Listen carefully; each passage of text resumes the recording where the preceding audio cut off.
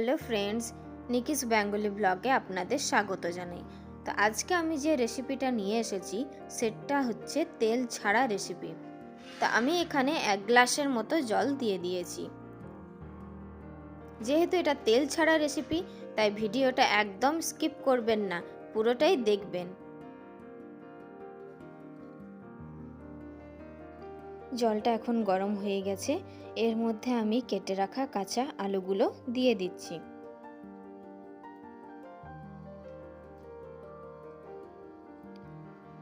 আর এখানে দিয়ে দেব পরিমাণ মতো লবণ। সচরাচর আমাদের প্রত্যেকের বাড়িতেই প্রায় প্রত্যেক দিনই কিছু না কিছু একটা মশলার রেসিপি হয়েই থাকে। তাহলে এই রেসিপিটাও একদিন বাড়িতে ট্রাই করে দেখবেন, খুবই ভালো লাগবে। আলুগুলো যাতে সেদ্ধ হয়ে যায় তার জন্য আমি এখানে ঢেকে দিলাম।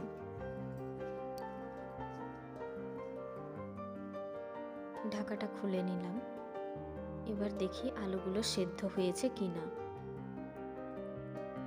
হ্যাঁ, আলুগুলো মোটামুটি সেদ্ধ হয়েই গেছে। তো এবার এর মধ্যে কেটে রাখা টমেটোগুলো দিয়ে দিচ্ছি।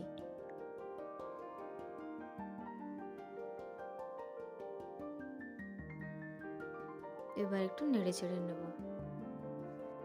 টমেটোগুলো সেদ্ধ হয়ে গেছে। এখন আমি এর মধ্যে ঝাল বুঝে কাঁচা লঙ্কা দিয়ে দিচ্ছি। তোমরা যেরম ঝাল খেতে ভালোবাসো সেরম পরিমাণ মতো ঝাল দেবে।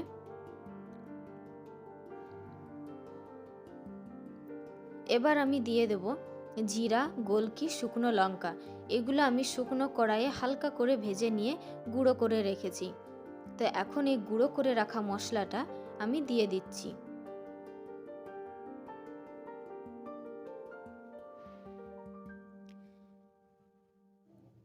আমাদের প্রত্যেকের বাড়িতে সপ্তাহে কোনো না কোনো দিন নিরামিষ হয়েই থাকে।